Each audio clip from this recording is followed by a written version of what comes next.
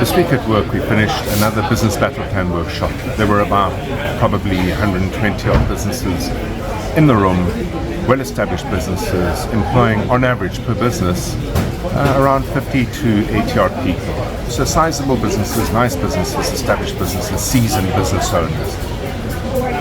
And there was a question that came up that caught me completely off guard.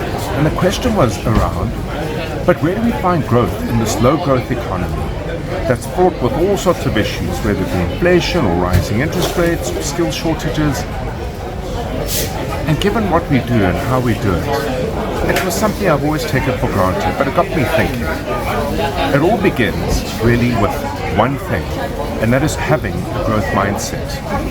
If you have a growth mindset, and the view is growth is on the agenda, and the only thing on the agenda, it then means however you look at whatever you look at, you'll always have growth in mind.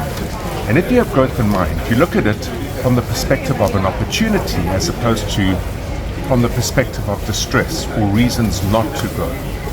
The next thing is that all these conditions in our economy change the status quo of how customers and clients used to behave.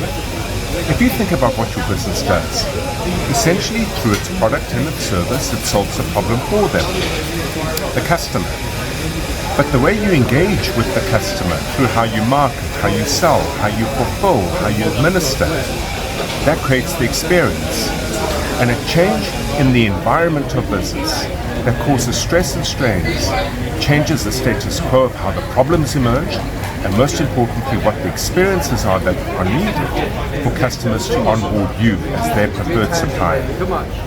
So, when status quo changes and you have a growth mindset, you're on the front foot to be the first to respond.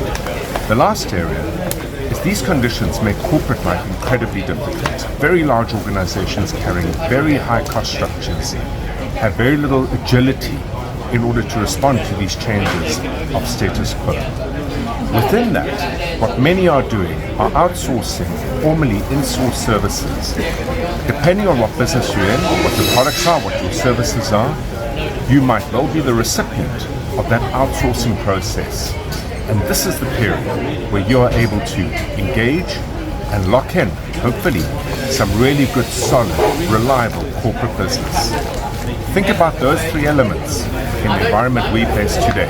It certainly came up in those discussions, and it's yielding dividends right across the board in terms of the companies we see, engage, and work with. Until next week, have an entrepreneurial day.